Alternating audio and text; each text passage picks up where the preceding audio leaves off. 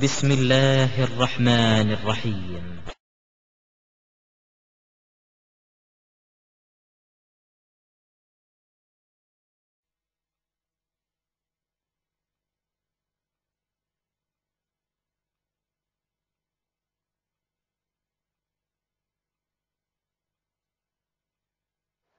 அதாவது மீலாது விழா இன்றைக்கு இஸ்லாமிய சமுதாயத்தில் கொண்டாடுறாங்களே, இதை பற்றி மார்க்கம் என்ன சொல்கிறது? இது கொண்டாடலாமா கொண்டாடக்கூடாதா அப்படின்னு சொல்லி சகோதரர் அவர்கள் கேள்வி கேட்கிறாங்க. முதல்ல மீலாது விழா அப்படின்னா என்ன அப்படின்னு கேட்டா, நபி பிறந்த தினம் அப்படின்னு அர்த்தம் சொல்லுவாங்க. நபி அவர்கள் பிறந்தாங்க, அதனால அவங்களுடைய பிறந்த விழாவை நாங்கள் கொண்டாடுகிறோம், அதற்கு பேரு மீலாது விழா அப்படிங்கிறாங்க. சரி, இது மார்க்கத்தில் இருக்குதா இல்லையா அப்படிங்கிறதுக்கு நான் ரெண்டாவது வாரம். பொதுவாக இதை கொண்டாடலாம் அப்படின்னு சொன்னா எப்போ கொண்டாடலாம் அப்படின்னு ஒரு கேள்வி வரும். ஒரு ஆள் என்னைக்கு பிறந்தாரு, எந்த தேதியில பிறந்தாரு அப்படின்னு தெரிஞ்சாதான் அவருடைய பிறந்த நாளை கொண்டாட முடியும். சரிதானே? ஏப்ரல் 14ஆம் தேதி ஒரு ஆள் பிறக்கிறார், அடுத்து ஏப்ரல் 14 வந்ததுன்னா அவருடைய பிறந்த நாள். 2012 ஏப்ரல் 14 வந்ததுன்னா அது இன்னொரு பிறந்த நாள் அப்படின்னு கொண்டாடலாம். பிறந்த நாள் என்னைக்குன்னு தெரிஞ்சாத்தானே, எந்த தேதின்னு தெரிஞ்சாத்தானே வருடா வருடம் பிறந்த விழா கொண்டாட முடியும். ரசூலுல்லாஹ் என்னைக்கு பிறந்தாங்க சொல்லுங்க. பிறந்த நாள் கொண்டாடுவது கூடுமா கூடாதாங்கிறது ரெண்டாவது. கூடும்னே வச்சுக்கிடுவோம், பிறந்த நாள் விழா கொண்டாடலாமே வச்சுக்கிடுவோமே. ரசூலுல்லாஹ் என்னைக்கு பிறந்தாங்க, எந்த தேதியில பிறந்தாங்க, வரலாறுல எங்க இருக்குது? இவங்க என்ன வச்சிருக்கிறாங்கன்னா, ரபியுல் அவ்வல் 12 பிறந்தாங்க. ரபியுல் அவ்வல் 12 பிறந்தாங்கிறதுக்கு என்ன ஆதாரம்? அதை தாண்டி ரபியுல் அவ்வல் 16 பிறந்தாங்கன்னு இருக்குது. ரபியுல் அவ்வல் மாசத்திலே பிறக்கல, வேற வேற மாசத்துல பிறந்தாங்கன்னு இருக்குது. ரசூலுல்லாஹ் என்னைக்கு பிறந்தாங்க, எந்த மாசத்துல பிறந்தாங்கிறதுக்கு திட்டவட்டமான வரலாற்று குறிப்புகள் இல்லை. ஏன் இல்ல தெரியுமா? ரசூலுல்லாஹ்வுடைய காலத்துல அல்ல ரசூலுல்லாஹ்வுடைய அடுத்த காலத்துல எல்லாம் இந்த மாதிரி யாரு என்னைக்கு பிறந்தாங்க என்று எழுதி வைக்கக்கூடிய ரெக்கார்டு பண்ணக்கூடிய ஒரு நிலை கிடையாது. நீங்க வரலாறுல நீங்க பார்க்கலாம், என்னைக்கு பிறந்தாங்க, எந்த தேதியில பிறந்தாங்க என்ற ரெக்கார்டு இல்லவே இல்லை. நீங்க பாருங்களேன், எங்க இருக்குது? இப்பதான் நாம பெர்த் சர்டிபிகேட் அப்படின்னு இப்பதான் அலைஞ்சிட்டு இருக்கிறோம். ஒண்ணு வேண்டாம், ஒரு 30 வருஷத்துக்கு முன்னால, ஒரு 40 வருஷத்துக்கு முன்னால நம்முடைய இஸ்லாமிய சமுதாயத்துல என்னைக்கு பிறந்தாங்க நம்மளுக்கு தெரியுமா? எந்த தேதியில பிறந்தாங்கன்னு தெரியுமா? பழைய காலத்து அந்த பாட்டிமார்கிட்ட கேட்டு பாருங்களேன், அந்த வருஷத்துல பிறந்தேன் சொல்லுவாங்க. என்ன வயசு? டாக்டர் போனேன்னு வைங்களேன், என்ன வயசு? ஒரு 75 வயசு இருக்கும். ஏன் அப்படி சொல்றாங்க? 75 வயசு இருக்குன்னு ஏன் சொல்லணும்? ஒரு 60 வயசு இருக்குன்னு ஏன் சொல்லணும்? என்னைக்கு பிறந்தன்னு தெரியல. நாம அப்படி எழுதி வைக்கக்கூடிய வழக்கம் கடந்த காலத்துல இல்ல. இப்ப நாட்டுடைய சூழல், சட்டங்கள் எல்லாமே பெர்த் சர்டிபிகேட் வேணும், இல்லன்னா உன்னை இந்தியான்னு ஏத்துக்கிட மாட்டான் அப்படிங்கக்கூடிய ஒரு சூழல் இருக்கிறதுனால அதை கண்டிப்பா நாம எடுத்து வச்சிட்டு இருக்கிறோம். அப்ப ஆரம்ப காலத்திலையும் சரி, இப்ப சமீப காலத்திலையும் சரி, பிறந்த ஆளுடைய அந்த டேட்டை எழுதி வைக்கக்கூடிய பழக்கம் இல்ல. இப்ப நபி அவர்களுக்கு எங்க இருந்துச்சு? நபி அவர்கள் சொன்னாங்க, நான் திங்கட்கிழமை அன்னைக்கு பிறந்தேன், இது இருக்கு. அது ரசூலுல்லாஹ் சொன்னாங்க. நான் திங்கட்கிழமை அன்னைக்கு பிறந்தேன், அவ்வளவு ரசூலுல்லாஹ் சொன்னாங்க. எந்த தேதி? திங்கட்கிழமை அன்னைக்கு பிறந்தாங்க. இதை வைத்துக் கொண்டு மீலாது விழா, நபி அவருடைய பிறந்த நாள் விழா கொண்டாடினா வார வாரம்ல கொண்டாடணும். போன திங்கட்கிழமை பிறந்த நாள் ரசூலுல்லாஹ்வுடைய மீலாது விழா, இந்த கிழமையும் மீலாது விழா, அடுத்த கிழமையும் மீலாது விழா, எல்லா திங்கட்கிழமையும் இப்படி கொண்டாடுவீங்களா? கொண்டாட மாட்டேங்க. அது வருஷத்துக்கு ஒரு வந்தா தான் சிறப்பா இருக்கும். திருவிழாங்கிறது டெய்லி வந்தா நல்லா இருக்காது, வார வாரம் வந்தா நல்லா இருக்காது, வருஷத்துக்கு ஒரு வந்தா தான் நல்லா இருக்கும். அதனால இவங்க வச்சிருக்கிறாங்க. ரசூலுல்லாஹ் திங்கட்கிழமை பிறந்தார்கள் என்பது ஆதாரப்பூர்வமான செய்தி. எந்த தேதியில் பிறந்தார்கள் என்பதுல எந்த ஆதாரமும் இல்லை. முரண்பட்ட கருத்துக்கள் இருக்குது. வேற வேற தேதிகள்ல வேற வேற மாசங்கள்ல பிறந்தாங்க இருக்குது. அதனால முதல் விஷயமே அவர்கள் எந்த தேதியில் பிறந்தாங்க முதல்ல நிறுவீங்க. அதுக்கு பிறகு கொண்டாடலாமா கொண்டாடக்கூடாதா அவர் ரெண்டாவது பார்ப்போம். இப்ப அடுத்த விஷயத்துக்கு வருவோம். பிறந்த நாள் என்னைக்கு பிறந்தாங்கன்னு தெரியல ஒன்னா. அடுத்த விஷயம் என்னன்னா, கொண்டாடலாமா கொண்டாடக்கூடாதா பிறந்த நாள்? ரசூல்லாவுக்கு மாத்திரம் இல்ல, உங்களுக்கும் எனக்கும் வேற யாருக்கும் கொண்டாடக்கூடாது.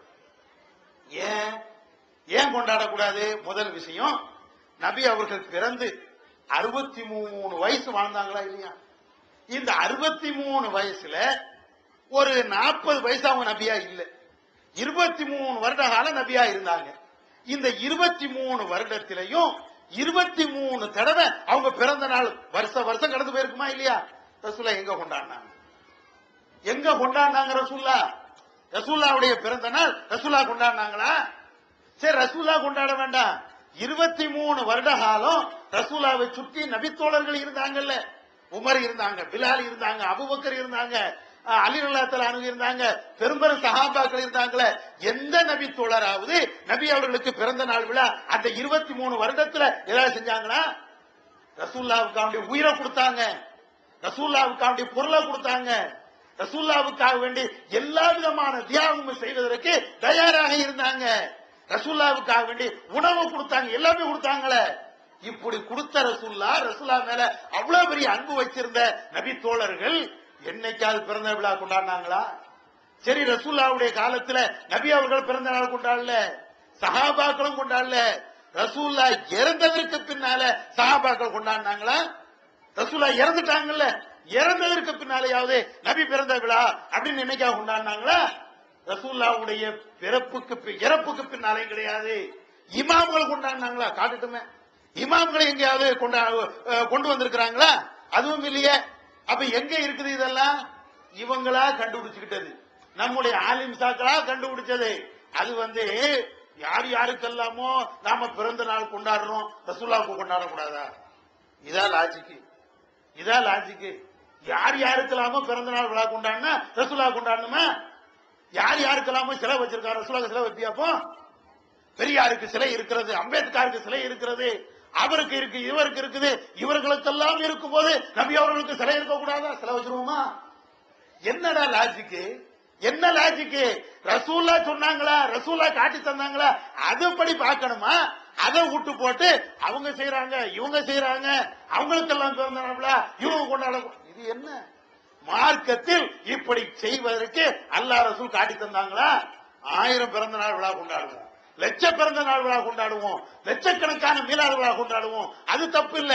அதனால இஸ்லாத்திற்கும் பிறந்த நாள் விழாவுக்கும் இறந்த நாள் விழாவுக்கும் சம்பந்தமே கிடையாது. இன்னும் சொல்ல போனா இந்த இறந்த நாள் பிறந்த நாள் இந்த மாதிரி எல்லாமே நம்முடைய கலாச்சாரமே கிடையாது, அது கிறிஸ்தவர்களுடைய கலாச்சாரம். கிறிஸ்தவருடைய கலாச்சாரத்தை அவங்க அப்படியே கொஞ்சமா கொண்டு வந்து எல்லா மதத்திலையும் அப்படியே பரப்பிட்டாங்க.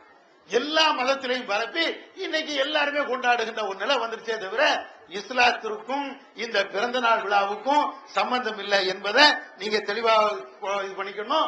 ரசூலாவை மதிக்கிறாருன்னா ரசூலா பின்பற்றுங்க, ரசூலா மதிக்கணும். ரசூலா மதிக்கணும் எப்படி மதிக்கிறது? ரசூலாவே உங்களுக்கு மீலாது விழா கொண்டாடிட்டேன், முடிஞ்சு வச்சா? மீலாது விழான்னு சொல்லி சாராயம் அடிக்கிறான், மீலாது விழான்னு சொல்லி தண்ணி அடிக்கிறான், மீலாது விழாவுக்கு வேண்டி வட்டிக்கு வாங்குறான். இது என்ன? இது ரசூலா தடுத்த ஒரு செயல்ல, அல்லாஹ் ரசூல் தடுத்த ஒரு செயலை ரசூல்லாவுடைய பிறந்த நாள் விழாவிலேயே செய்ய முடியுமா? அவ்வளவு அநியாயம் தான் நடக்குது. அதனால இஸ்லாத்தை குழி தோண்டி புதைக்கக்கூடிய ஒரு வேலையைத்தான் இவர்கள் செய்கிறார்கள். இதை செய்யக்கூடாது. மதிக்க வேண்டும் என்றால் ரசூலா பின்பற்றுங்க. ரசூல்லா தாடி வைக்க சொன்னாங்களே, தாடி வைங்க. ரசூல்லா அழகா இருக்குன்னு சொன்னாங்களே, அழகா இருங்க. ரசூல்லா 5 நேரம் தொழ சொன்னாங்களே, அதை தொழுவுங்க. ரசூலா தான தர்மம் கொடுக்க சொன்னாங்களே, தான தர்மம் கொடுங்க. இத மாதிரி என்னென்ன நன்மை இருக்குதோ அதை செய்தாலேயே போதும். நபி அவர்கள் நாம முழுமையாக மதிக்கிறோம், அழகாக மதிக்கிறோம். அப்படி மதித்தால் இம்மையிலேயே நன்மை, மறுமையிலேயே நன்மை. இந்த மாநாட்டில் தௌஹீத்வாதிகள் மட்டும்தான் கலந்துக்கலாமா, இல்ல மற்ற மதகபுல உள்ளவங்க எல்லாருமே கலந்துக்கலாமா? அதாவது ஜூலை 4 வரக்கூடிய ஜூலை 4 சென்னை தீவுத்திடல்ல ஒடுக்கப்பட்டோரின் உரிமை மாநாடு என்ற தலைப்பில் நாம ஒரு மாநாடு அறிவிச்சிருக்கோம். இதுல ஏறத்தாழ 15 லட்சம் முஸ்லிம்கள் கலந்து கொள்ள வேண்டும் என்ற கோரிக்கையோடு இந்த மாநாடை நடத்த திட்டமிட்டிருக்கோம். இது எதுக்கு நடத்துறீங்க? அரசியலுக்காக நடத்துறீங்களா, ஓட்டு வாங்குறதுக்காக நடத்துறீங்களா, இதுல யாரெல்லாம் கலந்து கொள்ளலாம் அப்படின்னு கேட்கிறாங்க. இந்த மாநாடு என்பது நாங்க ஓட்டு வாங்குறதுக்காக, அரசியல்ல குதிப்பதற்காக, வேற ஏதாவது எம்எல்ஏ பதவி, எம்பி பதவி, ஒரு சேர்மன் பதவி இது வாங்கணுங்கிறதுக்காக நாம செய்யல. இது எங்களுக்கு தேவையும் இல்லை. தமிழ்நாடு தௌஹீத் ஜமாத்துடைய பைலாவிலேயே அடிப்படை சட்டத்திலேயே நாங்க எழுதி வச்சிருக்கிறோம். என்ன அப்படின்னு கேட்டா, கண்டிப்பாக அரசியல் பதவிகளை வகிக்கக்கூடாது, தேர்தலிலே போட்டியிடக்கூடாது என்பது நாங்கள் விதித்துக் கொண்ட விதி. தேர்தலையும் போட்டியிட மாட்டோம், அரசியல் பதவி எந்த பதவியிலையும் இருக்க மாட்டோம். நாங்க பதவியில இருக்கிறதா இருந்தா இன்னைக்கு எங்களுடைய மூத்த தலைவர் பிஜே என்னைக்கோ எம்பியா இருக்கலாம், என்னைக்கோ அவர் மினிஸ்டரா இருக்கலாம். அது அன்னையில இருந்து இன்னைக்கு நாங்க என்னைக்கு தௌஹீத சொல்ல ஆரம்பிச்சோமோ அன்னையில இருந்து இன்னைக்கும் எடுத்துக்கொண்ட முடியும்.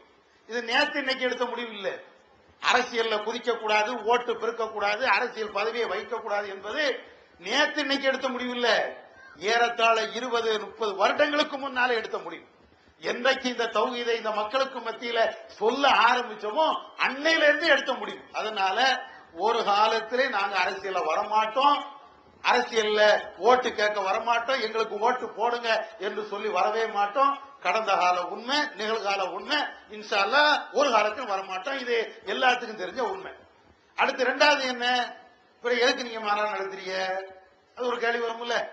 ஒவ்வொரு ஆளும் மாநாடு நடத்துறான்னா சுயநலம் இருக்கும். அவர் கேட்ட கேள்வியுடைய உள்நோக்கம் அதுதான். யாரு மாநாடு நடத்தினாலும் சுயநலம் இருக்கும். காங்கிரஸ் ஒரு மாநாடு நடத்துது, சுயநலம் இருக்கும், ஓட்டு வேணும். ஒரு கம்யூனிஸ்ட் ஒரு மாநாடு நடக்குது, அவங்கள சுயநலம் இருக்கும். ஒரு திமுக, ஒரு அதிமுக, ஒரு மதிமுக, ஒரு தேமுதிமுக எந்த கட்சி நடத்தினாலும் அவங்களுக்கு அதனால் அரசியல் லாபம் வேண்டும் என்ற சுயநலம் இருக்கும். அப்ப அவங்களுக்கெல்லாம் அது இருக்கும் போது நீங்க எதுக்கு நடத்துறீங்க? அப்ப உங்களுக்கு சுயநலம் இல்லையோ?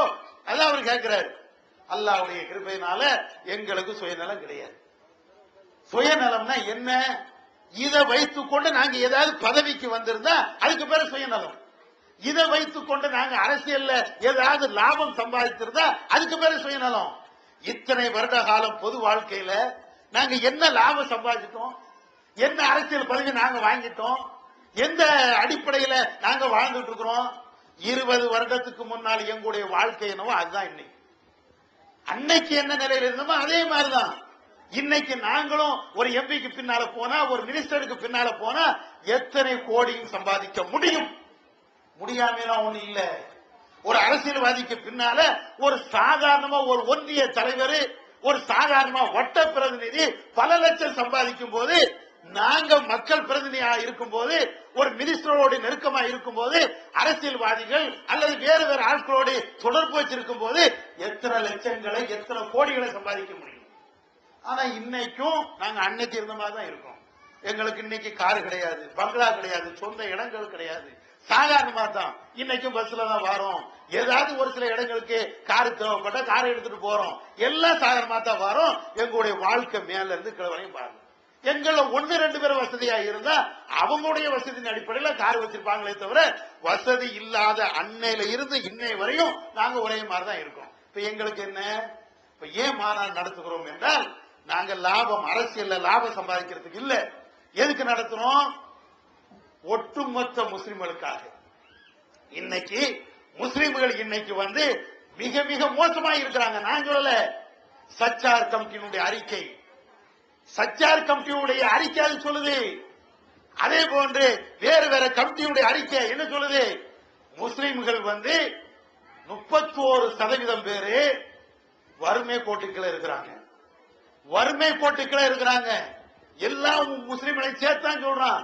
சாதாரண எல்லா முஸ்லிம், ஒட்டுமொத்த இந்தியாவில் வாழக்கூடிய அத்தனை முஸ்லிம்களும் வறுமை கோட்டுக்களை இருக்கிற. வறுமை கோட்டுக்கள் என்ன தெரியுமா? ஒரு மனுஷனுடைய சராசரி வருமானம் ஒரு மாசத்துக்கு 550 ரூபாய். 550 ரூபாய் ஒரு மாசத்துக்கு ஒரு மனுஷனுடைய, ஒரு தனிநபருடைய வருமானம் 550 ரூபாய் இருக்கும் என்றால் அவன் வறுமை கோட்டுக்கள் இருக்கான். 100 பேர்ல 31 பேர் இப்படி இருக்கிறான். அதே நேரத்தில் 100 பேர்ல 31 பேர் ஒரு நாளைக்கு ஒரு வேளை சாப்பாடு தான் சாப்பிடுறான். 100 பேர்ல 31 பேருக்கு 2 ஆடைக்கு மேல 3வது ஒரு ஆடை இல்ல. 3 பேர்ல முஸ்லிம்களுக்கு மட்டும் சொல்றேன், 100 பேர்ல 31 பேர்களுக்கு ஒழுங்கான உறவிடங்கள் கிடையாது, படுக்கிறதுக்கு இடம் கிடையாது, பிளாட்ஃபார்ம்ல படுக்கிறான்.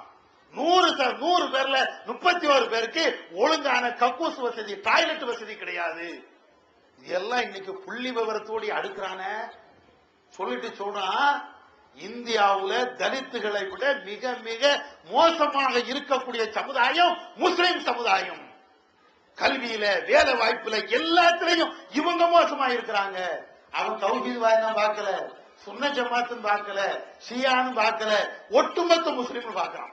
இந்தியாவில் இருக்கக்கூடிய அத்தனை முஸ்லிம்களும் இவ்வளவு மோசமா இருக்கிறாங்க. இன்னைக்கு அறிக்கை சொல்லுத, முஸ்லிமுடைய அறிக்கை இல்லையே, எங்களுடைய அறிக்கை இல்லையே, அந்த ரங்கநாத் மிஸ்ராவுடைய அறிக்கை, அதே போன்று சச்சார் கமிட்டியுடைய அறிக்கை, அதுதானே இவ்வளவு சொல்லுது.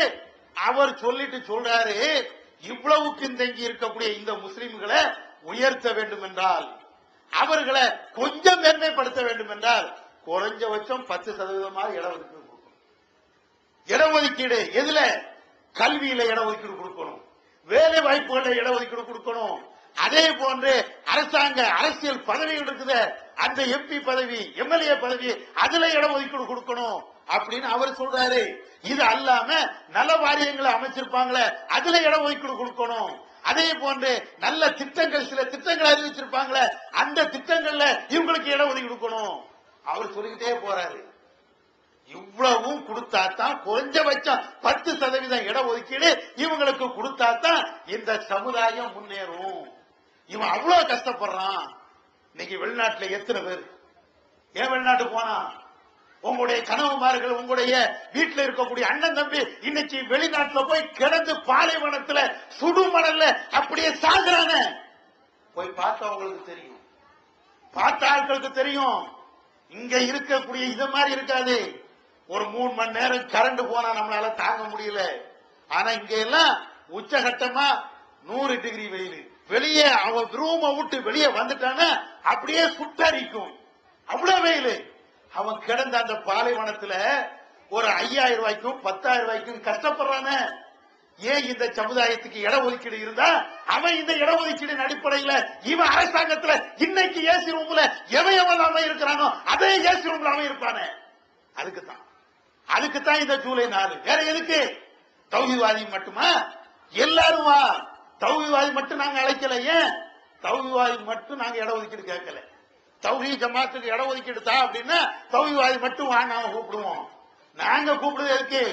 ஒட்டுமொத்த முஸ்லிம், யார் யாரெல்லாம் முஸ்லிம்களாக வாழ்கிறார்களோ அத்தனை பேரும், எல்லாரும் அவன் அப்படிதான் பாக்குறான், அரசாங்கம் அப்படிதான் பாக்குது.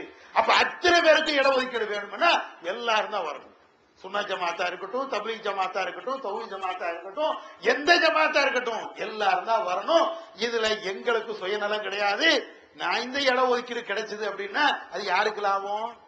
போராடினமே தமிழகத்துல, இந்த கும்பகோணம் ஒழுங்கக்கூடிய அளவுக்கு மாநாடு நடத்தணுமே, அதே போன்று சிறை நிரப்பு போராட்டம் நடத்தணுமே, ஒவ்வொரு இடத்திலையும் தர்ணாக்கள் நடத்தணுமே. அதனால இன்னைக்கு தமிழகத்துல 3.5% இடஒதுக்கீடு கிடைச்சது. இதனுடைய லாபத்தை தௌஹீத் ஜமாத் அனுபவிக்குது. கொஞ்சம் யோசிச்சு பாருங்களேன். தௌஹீத் ஜமாத்துல உள்ளவர்கள் மாத்திரமா அனுபவிச்சுட்டு இருக்கிறாங்க. இந்த 3.5% கிடைச்ச உடனே தௌஹீத் ஜமாத்தில் உள்ள ஆட்கள் மட்டுமா போறாங்க? கும்பகோணத்துல எல்லா ஜமாத்தையும் கூட்டணும். அதனுடைய பலன் இடஒதுக்கீடு கிடைச்சது. அதனுடைய பலனை இன்னைக்கு அத்தனை ஜமாத்து தான் அனுபவிக்குது. சுன்னா ஜமாத்து, தப்லீக் ஜமாத்து, தௌஹீத் ஜமாத்து, வேற என்னென்ன ஜமாத்து இருக்குதோ எல்லாம் தான் அனுபவிக்கிறான். அதனால இந்த இடஒதுக்கீடு எல்லாத்துக்கும் சேர்த்து, அத்தனை முஸ்லிம்களுக்கு சேர்த்து நம்ம கேட்கறதுனால எல்லா முஸ்லிம்களும் தான் வரணும். நாம முன்னின்று நடத்துறோம். நாம நடத்துற காரணம் என்ன? மற்ற அமைப்பு, அது விடியல் வெளியா இருக்கட்டும், தமுமுகவா இருக்கட்டும், முஸ்லீம் லீக்கா இருக்கட்டும், தேசிய லீக்கா இருக்கட்டும், எல்லாம் நடத்துறாங்க. ஆனா அவங்க நடத்துறதுக்கும் நாங்க நடத்துறதுக்கும் வித்தியாசம் இருக்குது. அவங்க அத்தனை பேருமே எலெக்ஷன்ல நிக்கிறாங்க, தேர்தலில் நிக்கிறாங்க. உங்களை காட்டி அரசியல்வாதிகள்கிட்ட சொல்லி இவ்வளவு கூட்டம் இருக்குது, நாளைக்கு எம்பி சீட்டு தான், எம்எல்ஏ சீட்டு தான் கேட்பாங்க. நாங்க அப்படி கேட்டோமா? எங்களுக்கு எம்பி வேண்டாம், எங்களுக்கு எம்எல்ஏ வேண்டாம், எங்களுக்கு வாரியம் வேண்டாம், ஒரு விளக்குமாறு வேண்டாம். என் சமுதாயத்திற்கு நீ வாழ்வாதாரத்தை கொடு. அவன் கஷ்டப்படுறான், படிப்பறிவை கொடு. அவன் துன்பப்படுறான், வெளிநாட்டுல போய் கடுமையான வேதனைப்படுறான், உள்நாட்டுல அரசாங்கத்துல அவனுக்கு வேலையை கொடு. அதைத்தான் நாங்க கேட்கிறோமே தவிர எங்களுக்கு நாங்க கேட்கல. 30 வருஷமா பொது வாழ்க்கையில இருக்கக்கூடிய நாங்கள்ல எங்கள்ல எத்தனை பேர் எம்எல்ஏ யோசிச்சு பாருங்க, எத்தனை பேர் எம்பி யோசிச்சு பாருங்க, எத்தனை பேர் வாரிய பதவியில இருக்கிறோம் யோசிச்சு பாருங்க. ஒரு முனிசிபாலிட்டியில கவுன்சிலரா கூட நாங்க இருந்தது கிடையாது, இருக்க மாட்டோம். எங்களுடைய மாவட்ட தலைவர்கள் அல்லது மாநில தலைவர்கள் அல்லது கிளை நிர்வாகிகள் யார் எப்படி இருக்கிறார்? ஒரு ஆளுக்கும் இந்த அரசியல் பதவியோ அந்த ஆசையே எங்கள்கிட்ட கிடையாது என்பதை தெளிவாக சொல்கிறோம். அதனால மற்ற ஜமாத்து நடத்தக்கூடிய அந்த போராட்டத்திற்கும் தமிழ்நாடு தௌஹீத் ஜமாத் நடத்தக்கூடிய இந்த போராட்டத்திற்கும் மலைக்கும் மடுவுக்கும் உள்ள வித்தியாசம். நாங்க சுயநலம் இல்லாம நாம வார்த்தையில சொல்லல, வாழ்ந்து காட்டி நாங்க சொல்றோம். ஒவ்வொரு இடத்திலையும் நிரூபித்து காட்டி நாங்க சொல்றோம். வாரிய வேண்டாம் என்றால் வேண்டாம் என்று வாரிய பதவி வந்தாலும் தூக்கி எறிஞ்சிட்டு நாங்க சொல்றோம். வாரியத்தை வாங்கி வச்சுக்கிட்டு நாங்க பேசல, அல்லது ஒரு கவுன்சிலர் பதவி வாங்கி வச்சுட்டு நாங்க பேசல. எல்லா அமைப்பையும் நீங்க பாருங்க, மற்ற எல்லா அமைப்பையும் பாருங்க, எங்களையும் நீங்க பாருங்க, நடுநிலையோடு நீங்க பாருங்க. நாங்க சொல்றது சரியா? 30 வருஷ காலத்துல 20 வருஷ காலத்துல நாங்க எந்த அரசியல் பதவியும் நாங்க வாங்கணும், சுயநலமாக எங்க வாழ்ந்திருக்கிறோம், மற்ற அமைப்பு எல்லாம் நீங்க பாருங்க. அதனால அவங்களுக்கும் எங்களுக்கும் உள்ள வேறுபாடு இதுதான். அதனால இந்த ஜமாத்து நடத்தக்கூடிய இந்த போராட்டத்திற்கு எல்லாரும் வரும். அத்தனை பெண்களும் ஆண்களும் குடும்பத்தோடு அத்தனை பேருக்கு சங்கமிக்கணும். தீவு திடலே குலுங்க வைக்கணும், சென்னையே குலுங்க வைக்கணும். குலுங்க வைத்தாரு இன்ஷா அல்லாஹ் நாளைக்கு மத்தியில நம்மளுக்கு இடஒதுக்கீடு கிடைக்கும். இடஒதுக்கீடு கிடைத்தால் ரயில்வேல ஓம் புள்ள இருப்பான், ரயில்வே டிபார்ட்மெண்ட்ல ஓமாக இருப்பான். டிக்கெட் கவுண்டர், டிக்கெட் கொடுக்கக்கூடியவனா, டிக்கெட் செக்கரா அல்லது ட்ரெயின் ஓட்டக்கூடிய டிரைவரா எதுவாகவும் இருப்பான். ராணுவத்தில் ஓம்புல இருப்பான், மத்திய ரிசர்வ் படையில ஓம்புல இருப்பான், தபால் புள்ளையில ஓம்புல இருப்பான். இது வேண்டாமா? இது வேண்டாமா? இதுக்குத்தான் நாங்க போராடுகிறோம். அத்தனை சகோதரர்கள் வாங்க, எல்லாரும் வாங்க. இந்த ஒரு விஷயத்துல ஒன்றுபட்டு நாம நிற்போம், களத்துல நிற்போம். நம்முடைய உரிமையை இன்ஷா அல்லாஹ் கண்டிப்பாக பெற்றே தீர்வோம். அல்லாஹ் தருவான் இன்ஷா அல்லாஹ்.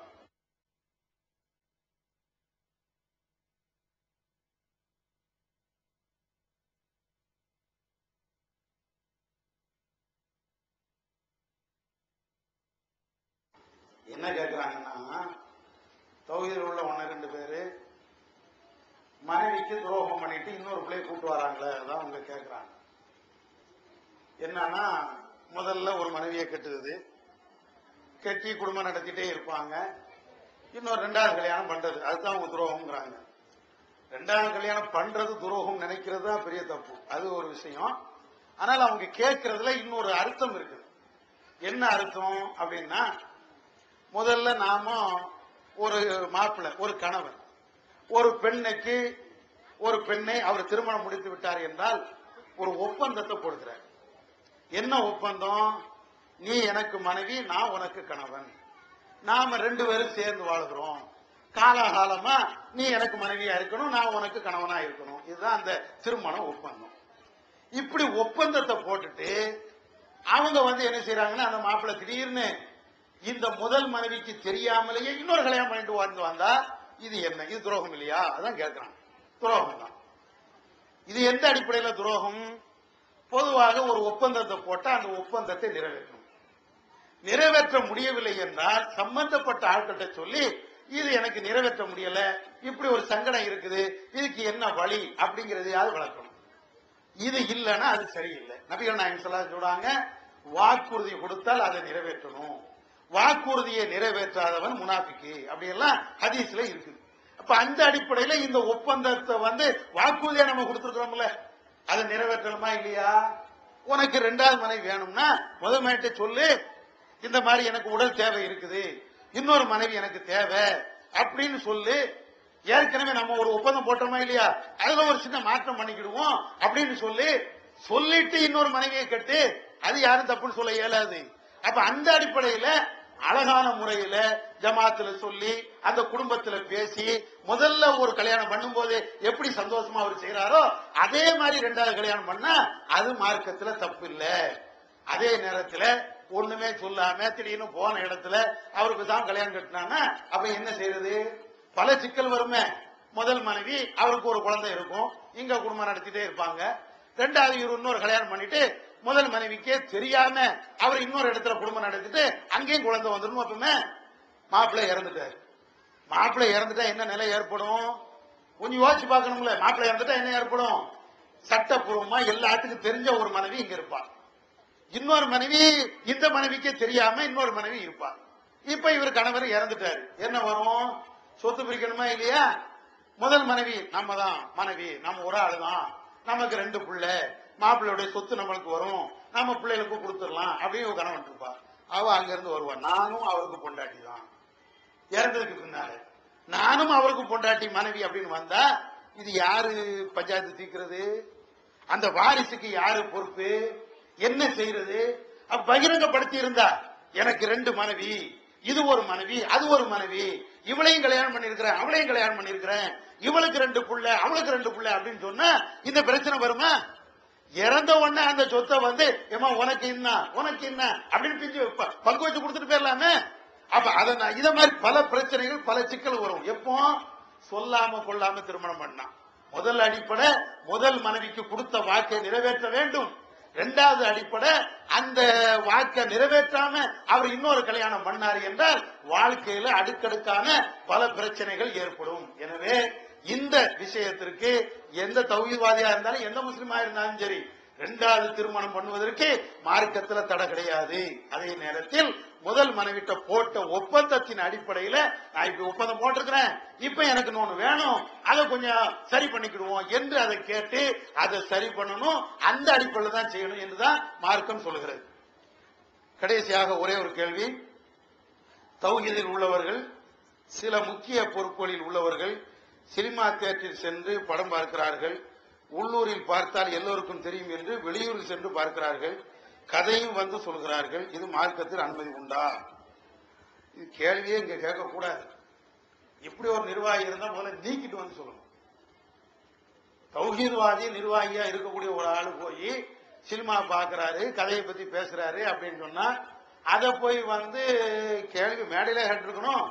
அது எப்படி கேட்கணும் அப்படின்னு கேட்டா, அதாவது பொதுவான ஆள் கேட்டிருந்தா பிரச்சனை இல்லை, ஜமாத்தை சேர்ந்தவர்கள் கேட்டிருந்தா எப்படி கேட்கணும்னா, இப்படி ஒரு ஆள் தப்பு பண்ணாரு அவரை நீக்கணும் அப்படின்னு. அதே மாதிரி பொதுமக்கள் எல்லாத்துக்கும் நாங்க சொல்லக்கூடியது ஒண்ணு என்னன்னா, எங்க ஜமாத்தை சார்ந்தவர்கள் குறிப்பாக நிர்வாகிகள் பகிரங்கமாக எந்த தப்பையும் பண்ணக்கூடாது என்று மாநிலத்தில் இருந்து கிளை வரை நாங்க சொல்லியிருக்கோம். பகிரங்கமா வட்டி வாங்குறது, அதுக்காண்டி ரகசியமா வாங்குறது இல்ல, ரகசியமா வாங்கக்கூடாது, ஆனா ரகசியமா வாங்கினா தெரியாது, அதுக்காண்டி சொல்லணும். பகிரங்கிறது ரகசியமாவும் செய்யக்கூடாது பகிரங்கமா செய்யக்கூடாதுதான். ரகசியமா வாங்கினா யாருக்கும் தெரியாதுல்ல. இப்ப நானே பகிரங்கிறது ரகசியமாவும் செய்யக்கூடாது பகிரங்கமா செய்யக்கூடாதுதான். ரகசியமா வாங்கினா யாருக்கும் தெரியாதுல்ல. இப்ப நானே வந்து வெளியில போய் சிகரெட் குடிக்கணும் வைங்க, யாருக்கும் தெரியுமா? அது வந்து சட்டப்படி நாங்க நடவடிக்கை எடுக்க இயலாது. ஏன்? தெரிஞ்சாதான் நடவடிக்கை எடுக்கும். அது அந்த அடிப்படையில். அதனால ஒருவர் பகிரங்கமா இத மாதிரி தப்பு செய்கிறார் என்றால் மக்கள் எதை பெரிய தப்பாக கருதுகிறார்களோ, இந்த தீமைகள் எல்லாம் ஒரு நிர்வாகி செய்கிறார் என்றால் அவரை நிர்வாகத்தில் வந்து நீக்கணும் அப்படின்னு சொல்லிதான் மேல இருந்து கீழே வரை நம்ம சட்டம் போடுவோம். அப்ப அந்த அடிப்படையில ஒரு தௌஹீத்வாதி, அது குறிப்பா நிர்வாகி மாவட்டமோ கிளையோ இத மாதிரி ஒரு தப்பு பண்ணாருன்னா கண்டிப்பாக நிர்வாகத்துடைய கவனத்தை நீங்க கொண்டு வாங்க. யாரு செஞ்சாலும் கொண்டு வந்தா கண்டிப்பாக அது ஆதாரப்பூர்வமா இருந்தா அவர் ஜமாத்துக்கு லாயக்கு இல்லை. ஏன்? நாங்க எப்படி நிர்வாகியை பார்க்கிறோம் என்றால் அவரும் ஒரு தாய், அவர் ஒரு முன்மாதிரி.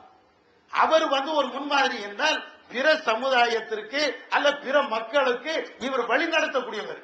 இவரே சினிமா பார்த்து நக்குமா எப்படி ஆடினார் தெரியுமா அப்படின்னு கதை சொன்னான்னா கேவலம் இல்லையா? அப்ப எப்படி மற்ற ஆட்களை திருத்த முடியும்? அதை பார்க்காத அப்படின்னு சொல்லணும். பார்க்காதன்னு சொல்ல வேண்டிய ஒரு இடத்துல உட்கார்ந்து அதை கதைய ரசிச்சு அவ அப்படி ஆடினா இவன் இப்படி செஞ்சா. இன்னும் சொல்ல போனா ஒரு சினிமா ஒருத்தர் ரசிக்கிறான்னா முட்டா பேரா தான் இருப்பான். சினிமா ஒருத்தர் ரசிக்கிறான்னு வைங்களேன், முட்டாள் இல்லாம என்ன? ஒரு ஆள் நடிக்க வாராரு, அவரை வந்து 10 பேர் துரத்துறான், துப்பாக்கியா AK-47 டாண்டான்னு சுடுதான். இவர் அப்படியே தாவி தாவி போவார். ஏண்ட துப்பாக்கி தான், ஒரிஜினல் துப்பாக்கி தான், அதே ஹீரோ விடு தாவரான்னு பார்ப்போம். என்னடா இது? அவன் நடிக்கிறான்னு தெரியுது, நல்ல நடிக்கிறான்னு தெரியுது, துப்பாக்கி உட்பட டம்மின்னு தெரியுது. இத பாத்துக்கிட்டு என் தலைவன் சூப்பரா தாவி போன பத்தியா அப்படின்னா இவனை மாதிரி முட்டா போய் வேற எவன் இருப்பான்? இவனை மாதிரி ஒரு லூஸ் எவனும் உண்டா? ஒரு லூஸ் நடிக்கிறான், இன்னொரு லூசு பார்த்து சிரிக்குது. அதை விட கொடுமை என்ன தெரியுமா? ஒரு லூசு அழுவுது, இன்னொரு லூசு பார்த்து அழுதுட்டு உட்கார்ந்துருக்கு டிவி சீரியல்ல. அவன் உட்கார்ந்து அழுவானுல, அவன் எதுக்கு உண்மையிலேயே அழுகுறா? அவன் உண்மையா அழுகுறா? கண்ணுல ஏதாவது போட்டுக்கிட்டு அவன் கண்ணீர் வராதுல்ல, யாருக்கும் சும்மா சந்தோஷமா இருந்தா கண்ணீரா வரும். அப்ப கண்ணுல ஏதாவது போட்டுக்கிடுவாங்க. கண்ணுல ஏதாவது போட்டுட்டு கண்ணு கடிக்கும் போது தண்ணீர் வரும்ல, அந்த கண்ணீர் வடி வச்சுக்கிட்டு அப்படி முகத்தை ஒரு மாதிரி வச்சுக்கிட்டு அழுகுற மாதிரி நடிப்பான். நம்ம ஆளு போயிட்டு அழு இப்படின்னு உட்காந்து ஒப்பாரி வச்சுட்டு இருக்கிறான். அவ காசுக்கு அழுகுறான். நீ எதுக்கு அழுகுற? நீ எதுக்குமா அழுகுற? அதை பார்த்து அப்படியே ரசிக்கிறீல, இது எதுக்கு? அதுதான் சொல்றேன். அவனும் லூசு, நீங்களும் லூசு, ரெண்டு லூசு. அழுதான் அழகால சொல்லல, அங்க பார்த்து அவன் அழுகுறான்னு அவனும் நம்மள லூஸ் ஆகுறான்ல, இங்க நம்ம லூஸ் ஆயிடுறோம்ல. வேற என்ன அர்த்தம்? ரோட்ல ஒருத்தன் சாப்பாட்டுக்கு வழி இல்லாம அழுவான், அவனை பார்த்து நம்மளுக்கு உண்மையிலேயே இறக்க வராது. உண்மையிலேயே கண்ணு முன்னால ஒருத்தன் துடி துடிச்சிட்டு இருக்கிறான், அவனை பார்த்து இறக்க விட மாட்டுக்கு. சினிமால ஒருத்தன் செவப்பு பெயிண்ட் அடிச்சு வச்சுக்கிட்டு சாவர மாதிரி நடிக்கிறான், அவனை பார்த்து நம்ம அழுகுறோம்னா நம்ம லூசு தானே, வேற எவன் லூசு? செவப்பு பெயிண்ட பார்த்து ஒருத்தன் அழுவ முடியுமா? என்ன அர்த்தம்னு பாருங்களேன். அப்ப அதனால இது நிர்வாகியும் செய்யக்கூடாது, பொதுவா எந்த மதத்துக்காரனும் இது செய்யக்கூடாது. எந்த மதத்துக்காரனும் இது செய்யாம இருந்தா தான் இந்த சமுதாயம் உருப்படும். இந்த சமுதாயம் நாசமா போனதே சினிமாவும் சீரியல் தான். அதனால நான் எல்லா சமுதாயமும் நாசமா போறது காரணம் சினிமாவும் சீரியல் தான். அதை வச்சுட்டு தான் ஒவ்வொரு சினிமாக்காரனும் பல கோடிகள் நீங்க சம்பாதிக்கிறோம். ஒன்னு ரெண்டு இல்ல, பல கோடி ரூபாய்களை வச்சு சம்பாதிச்சுட்டு இருக்கிறான். அவ்வளவு ஏமாத்தி பிழைக்கிறான். இதுக்காக வேண்டி யாரும் ஆதரிக்க கூடாது. இதை ஒருத்தன் செய்யறானா அவன் சராசரி மனுஷனே கிடையாது. ஒருத்தன் சினிமா பார்த்து கதை சொல்றான்னு வைங்களேன், ஒரு லூசு பேசுதுன்னு போகும். லூசு ஜமாத்துல ஒருத்தர் லூசு இருக்கான் போல் இருக்கு அப்படிதான் பார்க்கணும். அவனுக்கு கிரேட் தான் கொடுக்க கூடாது. லூசுகள் எல்லாம் ஜமாத்துல இருக்கக்கூடாது, பொறுப்புல இருக்கக்கூடாது. சரியா? அப்ப இந்த அடிப்படையில யாரு இருந்தாலும் அவங்கள பார்த்து விசாரிங்க. பொதுமக்களுக்கு சொல்லக்கூடியது என்னன்னா, இத மாதிரி நீங்க பாத்தீங்கன்னு வைங்களேன், உடனே ஜமாத்துக்கு புகார் தந்தா ஆதாரத்தோடு இருக்கும் என்றால் கண்டிப்பாக அவங்களுக்கு நாம நடவடிக்கை எடுப்போம். சரியா?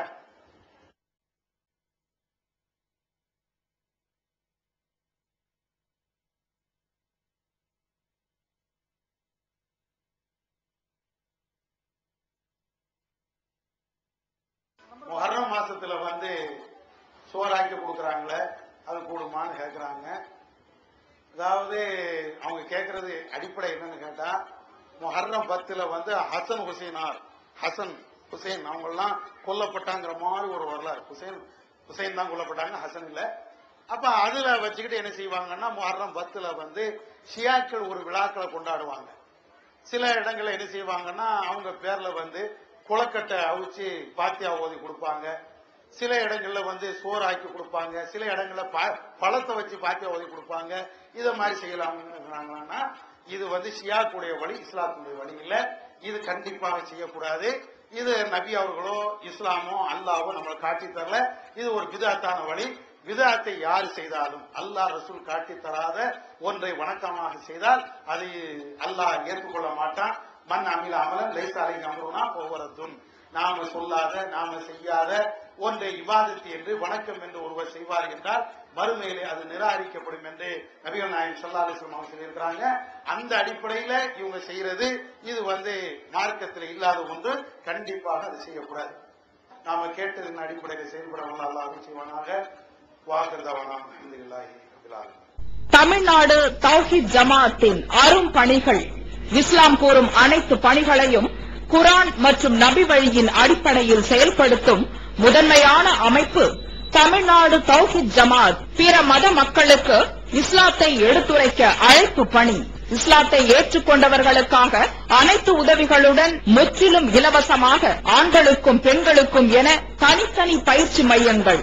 முஸ்லிம் சமுதாயத்தில் காணப்படும் பலவித தீமைகள் மற்றும் மூட நம்பிக்கைகளை களைவதற்கு பொதுக்கூட்டங்கள், மாநாடுகள் போன்ற பல்வேறு நிகழ்ச்சிகள், வரதட்சணை ஒழிப்பு பற்றிய விழிப்புணர்வு கூட்டங்கள் மற்றும் வாங்கிய வரதட்சணையை திருப்பிக் கொடுக்கும் நிகழ்ச்சிகள், உயிர்காக்கும் இரத்த தானங்கள், இலவச மருத்துவ முகாம்கள் மற்றும் ஆம்புலன்ஸ் சேவைகள், ஏழை எளிய மாணவ மாணவிகளுக்கு இலவச நோட்டு புத்தகங்கள், இலவச சீருடைகள், நோன்பு பெருநாளை மகிழ்ச்சியுடன் கொண்டாட ஃபித்ரா விநியோகம் மற்றும் ஹஜ் பெருநாளின் போது கூட்டு குர்பானி திட்டம், இன்னும் ஏராளமான பணிகளை செய்து வரும் தமிழ்நாடு தௌஹீத் ஜமாத் எந்த வெளிநாட்டு அரசிடமிருந்தோ அல்லது எந்த வெளிநாட்டு நிறுவனங்களிடமிருந்தோ உதவிகளை பெறுவதில்லை என்பதை கொள்கையாக கொண்டுள்ளது. எனவே மறுமையில் மகத்தான கூலியை பெற்றுத்தரும் இந்த அரிய பணிக்கு உங்களது ஜகாத் மற்றும் நன்கொடைகளை வாரி வழங்குவீர். உங்களது நன்கொடைகளை டிடியாகவோ செக்காகவோ மணி ஆர்டராகவோ அனுப்பலாம். டிடி அனுப்புபவர்கள் தமிழ்நாடு தௌஹீத் ஜமாத் வங்கி கணக்கு எண் 7882748227 இந்தியன் வங்கி மண்ணடி கிளை என்ற பெயரில் எடுத்து அனுப்ப வேண்டிய முகவரி தமிழ்நாடு தௌஹீத் ஜமாத் மாநில தலைமையகம் 30 அரண்மனைக்காரன் தெரு மண்ணடி சென்னை 1. போன் 044252152226. Allah